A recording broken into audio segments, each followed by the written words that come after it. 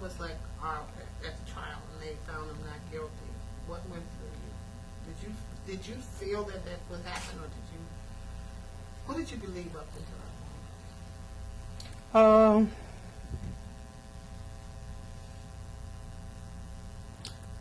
A part of me believed that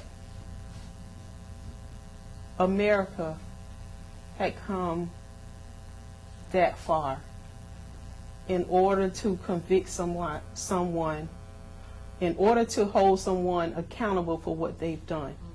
So a part of me felt like, yes, he's going to be convicted because of the facts that came out, because Trayvon was a minor, because Trayvon wasn't breaking into any houses, he wasn't doing any of those things. He was on his cell phone on a conversation with a young lady, and he had no weapon.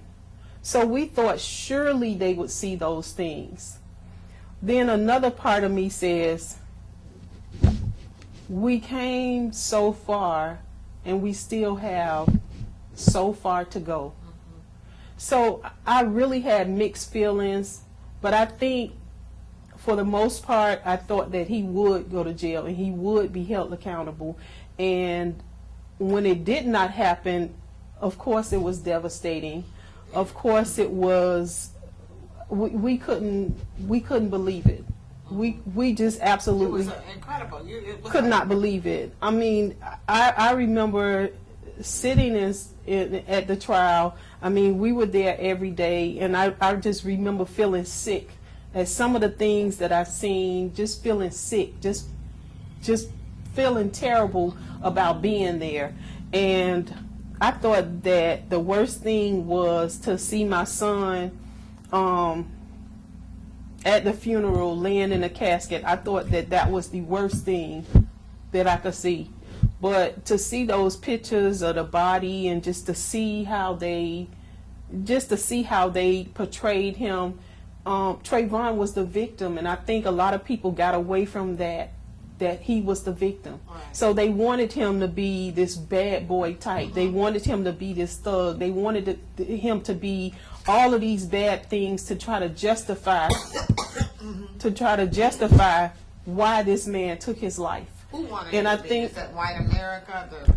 I think just people. I don't want to say white America. I don't want to say black America, because it probably some from both sides. So what I'm saying is that I think that people just wanted to justify what happened. So they didn't want to believe that this adult that was 28 years old was following this kid. They didn't want to believe that. They didn't want to believe that this kid didn't have a gun. I remember one time during the trial, they said, oh, well, his weapon was the sidewalk. Well, I remember them saying that he ran away. Right. If he ran away and he was on the telephone, he was not paying attention to who was following him.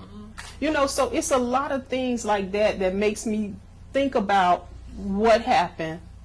But moving a little further, I gave it to God.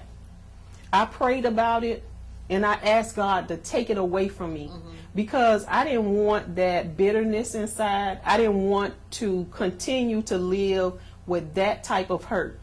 Right. So I asked God to take it away from me, and he did.